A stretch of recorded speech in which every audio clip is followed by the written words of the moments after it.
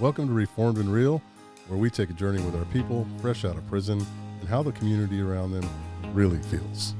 My name is Mario Hernandez. I am one of the afflicted people that got released back into the community, here to try and figure out how this looks. And I'm Wayne Burt, curious onlooker who wants to know about our prison system, get to the stories beyond the stigma of incarceration, and because, like Mario, I believe all stories count. Today's guest is Danielle Maddux. Hi, Danielle. Hi, how are you today? I'm well. Good. How about yourself? I'm fantastic. Good. You're very calm. Right now. Yes. Well, that's good. We've been waiting for Danielle Maddux to be here with us today. And Danielle, why don't you tell us just a little bit about your story? Let's talk a little bit about your family life. Okay. I was born in Kerrville, Texas. Raised a little bit of my young childhood in Amarillo, Texas, and then we moved to Phoenix. I came to Idaho in 1996 and unfortunately caught a felony, and I've been caught up in the system in Idaho, and that's why I'm here now. My first felony in Idaho was in 1999, and I was caught up in my addiction. I am a meth addict and got caught in a ring of a criminal activity. I was in a really bad relationship off and on for 18 years. My first felony was forgery and possession, I believe, or maybe a delivery charge. Well, there's so many felonies that I'm pretty sure those were the two first. Was the addiction something that you brought up to Idaho? Yes. I first used methamphetamine with my older sister. I don't put any blame on her or anything like that, but my first use was with her. And then after that was some friends that I was working with at a place that I worked in Phoenix. Gotcha. How old were you? I was 19. 19. Mm-hmm. What was the age of your first use? When did you use or drink first? Oh, gosh. I was 13.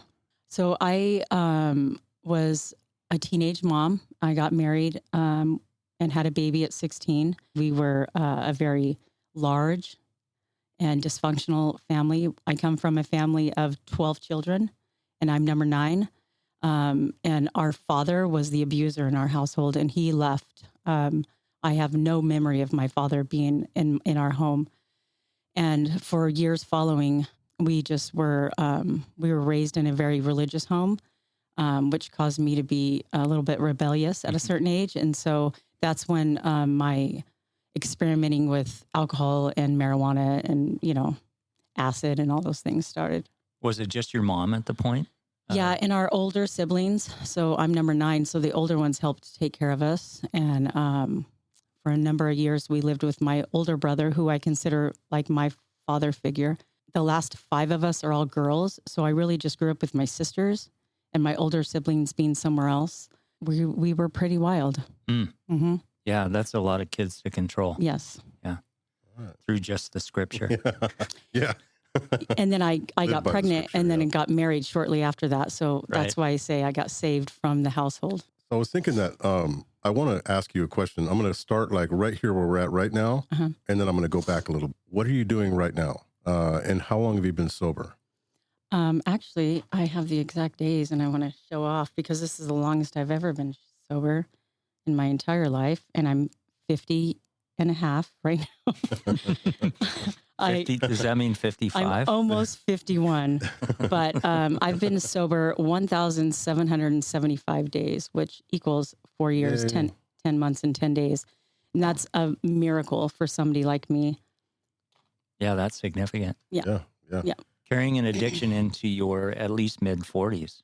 That's a lot of commitment. Mm-hmm. Yeah. So you have that much sober. Mm-hmm. You do a couple of different things. So let's talk about that. What are you doing for work? Where are you?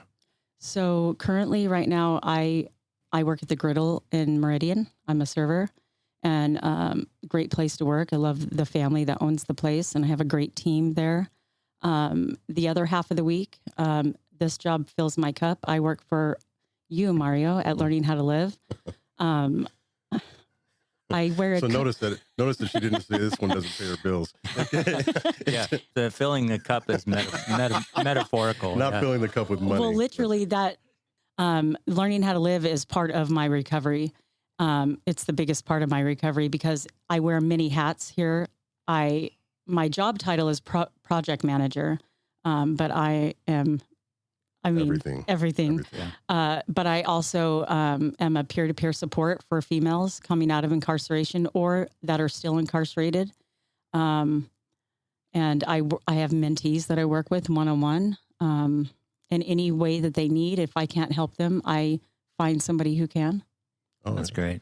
So there's some additions to that, and I'm going to add it for you. Okay. So just so everybody knows, it's not just working at the griddle, because she works at the griddle, and she does that serving thing very well, very good with customers, very good with her coworkers, her employers. What she does here at Learning How to Live is a whole different thing. Customers coming in, everybody that comes in gets greeted by Danielle, myself, or Lonnie, but Danielle's out there, giving the community, people that walk in, the vision of what we do. It's not what I do or what Learning How to Live does. It's what we do in our recovery and what we do for not just helping the community, but that helps us grow too. So she's an integral part of that. She also does a lot of the inventory control in through the back and out to the front. And she does all of our basic accounting. She does all of our receipt tracking. She does all of our donation tracking. She enters that all into the computer. And then she's all over the place. So I just want to let everybody know that it's not just, it's not just one thing. It's everything that she does here while she's here. And now that we got that out of the way, I want where we're at right now. Let's talk about one of the things that people really don't get is the humanity in recovery and addiction, right? What do people really go through? So I'm going to dig just a little bit deeper right now into a past situation. So, and this is something that you're going to be able to, people are going to be able to relate with you on this one. So you came into a correctional setting one time and you were pregnant, right? Mm-hmm. Yeah. I've actually been incarcerated 7 times in the state of Idaho. All those incarcerations equal over 20 years.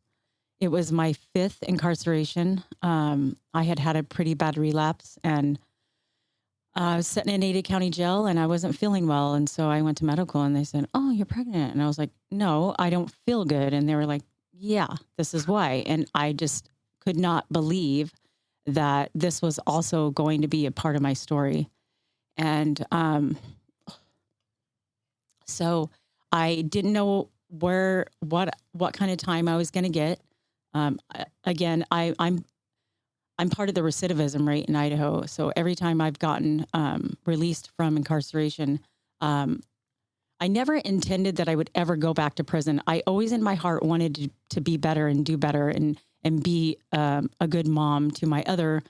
I have 3 children now, but at the time I had, my daughter now is 33 and my son is 27. And this was 2015 when I found out I was pregnant again, about to turn 40 years old. So every time I got out, I never intended that I would ever go back. I always wanted to be better. Definitely did not want to add this to my bucket list of life choices or life experiences, but there I was. And so I didn't know the outcome of what was going to happen. I honestly wasn't worried about the judge. I was worried about what the parole commission was going to say to me, because every time I violate my parole, I pick up a new felony. That's been my pattern. It's never not happened. And so I was really worried about that part. And then what was going to happen to this baby? So I ended up going to prison. The judge had pity on me and gave me a rider, but I was already a termer. So I did this 6-month rider. And when I was completed with that, he released me to probation. I went, and then I had to see the parole commission. And by the grace of God, I was released a few months later. And so when I got out of prison, my baby was 5 months old. And so a termer is somebody who gets sentenced to a fixed time, an indeterminate time, and then a fixed time. And a rider is a set, it's programming. You get sentenced to a rider to go, get cognitive behavioral classes, and then you go before the judge again, and they either keep you or let you out. And so you're under the jurisdiction of the judge. But if you're a termer, it's all about the parole commission. Gotcha. Yeah. Yeah. So that's the difference. So a rider is like a term, but with conditions that you have to meet. Yeah, by yeah, the end and of it. in In a very jurisdiction short of stay. Yeah. controlled by the judge. You're Yeah. in a Department of Corrections settings, but you're controlled by the judge. Yeah, the judge. The judge Yeah. decides your fate, not the parole commission. So you make your case. Yeah, Yeah. you make Yes. your case. Yeah, Yeah. right. Yes. So the experience with having the baby in the hospital, I mean, there's nothing like it. And to leave your baby behind and hope that, everything goes the way that you want it to go. She was a very healthy baby. She'll be 10 tomorrow, actually. And so that experience was life-changing for me. But unfortunately, what happened when I was released and she came back in my care, I wasn't ready to quit using yet. And I relapsed again. And she was taken from me by CPS. And that situation was very horrible for me. I hated myself for a long time.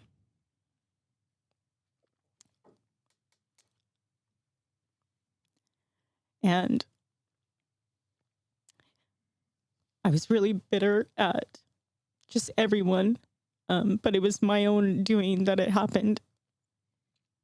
So through that process, some really great people in my life who are leadership in the Department of Corrections, they fast-tracked me to a work center so that I could fight for my CPS case with my baby. And I applied for a Rule 35 through the court system. Which is asking for your time to be reduced, your fixed time. I believe it was at that time 2 fixed, because again, I picked up a new felony during this whole process. And I was asking for my fixed time to be cut and put it on the tail end of my indeterminate time so that I could be released and get the baby. And I was granted the Rule 35, but unfortunately what happened was the judge, I was shy of 4 months from getting out. And so that was another devastation to me. So my baby was put up for adoption, and I had several family members from my immediate family offering to help and try to get her. But again, I come from a very dysfunctional, chaotic family, and they were not options. And so my older daughter, who I have been estranged from for years due to my own choices, she was contacted. And at this time, I had been in contact with her for a few years, and she talked it over with her husband, and they decided to come to Idaho and get Hannah. And when she got her and took her back to Michigan, she chose, which I totally respect and understand today, but she cut me out of their lives. And the letter that I got basically said, we don't want you to be in our lives because you keep doing the same things over and over again. You did it to me, you did it to my brother, and now you're not going to do it to my little sister. And so that's that situation without maybe getting into any more details. That's good. Sometimes when we're going through that, it just seems so surreal, like painful and everything. It's so much in one pool. Like you don't really believe it's happening and it hurts so bad. The community, the way they view that kind of thing is where I take issue, right? Because some of the community members would be like, well, yeah, that's what she deserves. However, without proper foresight, without thinking, you know what, maybe someday Danielle's going to change. And let's just leave that door open. But I think for the simple fact that they're trying to, save the baby, right? That they had that perspective, Danielle, and we understand it because we're both been there. I too have a daughter that I have not talked to since I've only seen her once since she was born, and due to my decision making. So I think that it's important that people know about this kind of situation. That we there's a time when we need to be taken out of their lives, but also in the same token, there's a chance for redemption and there's a chance for change. And you're showing us that today, right? Well, yeah. I mean, for years, when I would be released from incarceration, like, I would say, let everybody know how I was doing, what I was doing, where I was working. I wanted my kids to know, all these great things and these promises, and then I would do it again, right? And I would relapse again, and then my relapse never is just one time. I don't understand people that can do that. I think it's weird.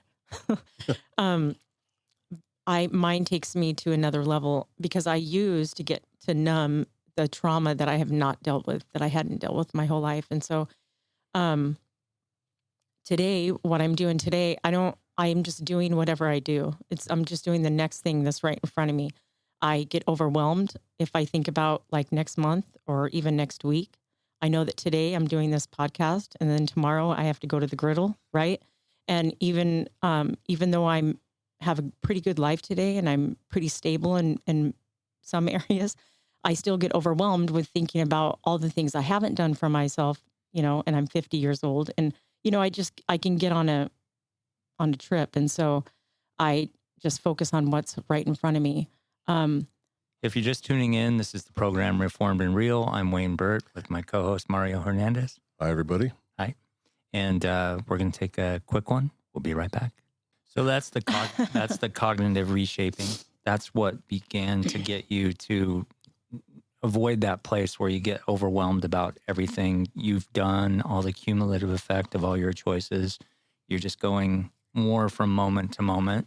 And that keeps you out of that place that maybe led you to relapsing in the past. Yeah, if I sit down and I, like, even right now, like, I'll be a little like this, emotional after this podcast, but I'll be okay. I have some skills today that I can work through this stuff. I've been running away since I was 13 years old, like literally running away from my family home and on the streets of Phoenix, right? And so today I still have that urge in me because that's when I don't want to deal with something, I run and I just go wherever I go to be safe with myself. And for years of my life, that was not a good place to go because then I also wanted to numb. When I learned about drugs and how they would numb that anger or insecurity or shame, that's why I used for a number of years. Today, I have the urge to run, but I don't have the urge to do those other things anymore, and which is a blessing. I don't know why it just happened for me. I mean, I do know why. Actually, my last arrest, I was in Ada County. I couldn't believe that I had done it again, and I got on my knees. And I've always been a believer, but I said, I believe in you. But if you really, really love me, please take this from me. And I have not had a desire to use, drink, smoke a cigarette. Now, I don't know. I wish I had asked for some other things in that prayer because I would be a little bit further ahead in life. Yeah, I don't have those desires anymore. The other things that I struggle with, I am today in trauma therapy. I know today that I need to address those childhood things that shaped me, right? And my belief system. And some of those beliefs are very concrete still today, but I know that they're not healthy. And so I work through those and I learn new skills all the time about how to deal with my emotions. Because the one thing I still struggle with today is emotion regulation, whether it's happy, sad, mad, all those things. I struggle with that. I was never really nurtured in that way as a child. I know that today as an adult, that you really have to get yourself on that level with the child and meet them where they're at. And it's not my mom's fault. It's just that I understand there was a lot going on in our household. And so I just wasn't taught that as a child. Sure. Yeah. So you still haven't built a relationship with your daughter, but that's not your fault. You're just waiting. And that's what we do. We wait because we don't control what other people do. We just control what we do. And through your actions, Danielle, you have proven here and everywhere else that you're worthy, and that's going to come. However, I'm going to add this, and this will be a happy moment. So you do have a relationship with your grandkids, though, right? So my son that I've known, let me just back up just a hair. My older daughter is 33, and she was raised by my ex-husband because when I came to Idaho, I got caught in the system, and they were in Phoenix. And so separated, we divorced, and I started going to prison in Idaho. And through her years, I didn't have contact for a long time. And then my ex-mother-in-law found me in a county jail one time and wrote me a letter. This woman knew me since, I was 15 years old, and she's like, "We finally found you." And she reconnected me with my daughter. My daughter was, I think, 14 at the time, and needed answers to some questions she had about me. And so at that time, I started connecting with her, and she's a beautiful soul. We created somebody very beautiful. And through the years, the next 10 or more years, we connected, and then I would relapse. And then I would reach out to her again when I would go to prison, and she would believe in me again. So that was a back and forth thing with her. My son was born here in Idaho, and he watched me in and out of prison, and he would visit me in prison. And so, there's a lot of pain with each child, but I tend to believe that Devin might have gotten the worst of it. And because he was here physically with me, and he knew me a lot more than my daughter did. And so he has 2 daughters here in the Treasure Valley. Unfortunately, he does not take care of them the way that a father should. But the 2 mothers allow me to have a relationship with these 2 girls, and they are the light of my life. They're 7 and 5. And so I just do the best that I can with them. And my goal every day is to be a better person. My grandchildren know nothing about who I used to be. I also have 2 grandsons by my older daughter that I've never met. But my 2 granddaughters, they know nothing about my past yet. They only know me, who I am today. And I always say that when Hannah, the youngest, if it's the day that she turns 18, who knows when I will meet her again, but I want her to find this person. And so that's what I do. I just be the best person that I can every day. I still haven't learned to talk about this without crying, so hopefully one day I'll get there. And then also my older daughter, Destiny, that she will be like, right on, this is what we always wanted, And my son, Devin, just one day, when God knows that I'm ready for all of that, that's when it'll happen. Danielle, I happen to know for a fact that when they see and feel what you are today and who you are today, that's going to all change. I do want to say one thing really quick. Another thing that I also do, let me back up. A few years back, my last incarceration, I was, again, fast-tracked to a female facility and thought I was on my way to a work center. And I was asked by the staff there to start a mentor program. They picked 5 women out of the whole entire population in Idaho to start this program. And when they asked me about it, I said, no, thank you. I do my time a certain way. Like I work out, I crochet, I read, I work, I do my own thing. And this one particular woman who is amazing today in my life, she said, don't you want to figure out why you keep going to prison? And we want to help you figure that out. And another one of the staff members said, we want to scream louder than the voices in your head. We want to be there for you through this. And so these women helped me to make a decision. And really, I decided to do it because Noelle Barlow, can I say names? Yeah. Can I drop a bunch of names? Okay. Let's drop her name, yeah. Jennifer Ruff, Leanna Cochums, Noelle Kwong, and Noelle Barlow are these women that I'm speaking of. And huge part of my life today, and the reason why I am sitting here today. But Noelle had been a huge part of my life when I had the baby in prison. She was the warden of a facility I was at, and she allowed me to have extra visits with that newborn baby so that when I got out, she would know me. I felt like I owed her something back in that way. And that was really the deciding factor of why I helped start this program, because I did not want to get involved in other people's time. there's a support group that goes along with that mentor program, and each facility has it, and it's called Just for Us. And what it is it's a support group for anyone with criminal justice experience, which could be a resident or staff alike. And when we show up in this room, I'm not Danielle Harrison 63255. I'm Danielle, and Noelle Barlow, the warden, is not. Well, now she's she's like, a chief. Whoop, whoop, Yeah, shout she's a out, big chief by the now. way. She's, just Noelle. And we talk about real stuff. We talk about the stuff we're talking about today. And then other, inspiring stuff, but we get to the real grittiness of things. And so so today I am the facilitator along with my friend Stephanie Wells. We facilitate the Just for Us out here in the community at the Probation and Parole Office. That's terrific. Yeah, And this is the other thing I wanted to say, because now that I'm stopped crying, I can think straight. So unfortunately, because of my choices, I don't have my children to care for. And a lot of women, when they get out, they get their children back, which is a beautiful thing, and I love that for them. So the reason why I can do so many things is because I don't have that responsibility. And so I fill my time with giving back to the female population and being there for those that need to hear my story. And if I can give one woman hope, that's my goal. One woman. Sure. Because you were that one woman. Well, that's a great story. Yeah. Absolutely. Noelle Barlow. Love her. Yeah. Amazing. Yes. Steve Stelzer. Badass.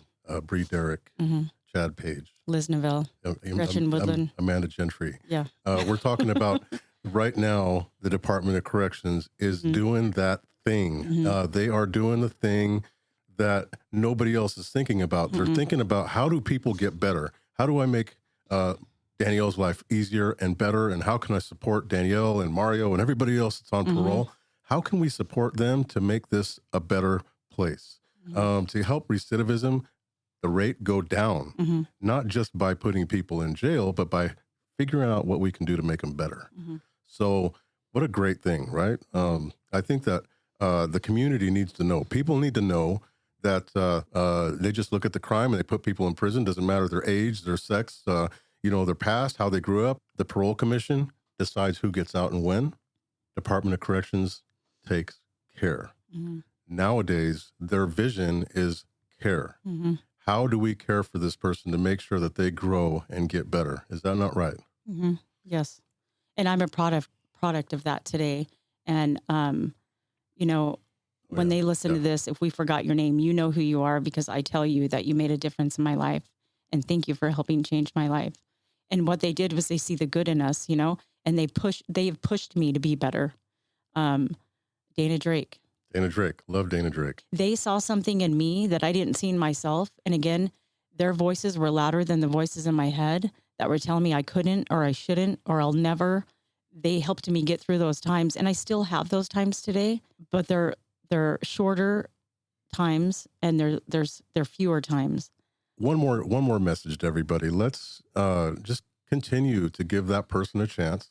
The person that's damaged, that's me, that's Danielle, that's people like us that have been in corrections, involved as a resident, addict. Let's have some hope for people. And let's make things a little easier for us and easier for the community, because that's what it's all about. Because we've got to get out someday, Wayne, right? And Danielle, we've got to get out. You've got to get out, and you're out, and you're doing that thing. I would say recognizing the humanity in others is recognizing the humanity in you. All right, Danielle. Well, thank you so much. Yeah, you're welcome. Thank you. I guess we'll see you next time, and thank you for joining us right here on Reformed and Real. I'm Wayne Bird. And I'm Mario Hernandez. Have a great week, guys.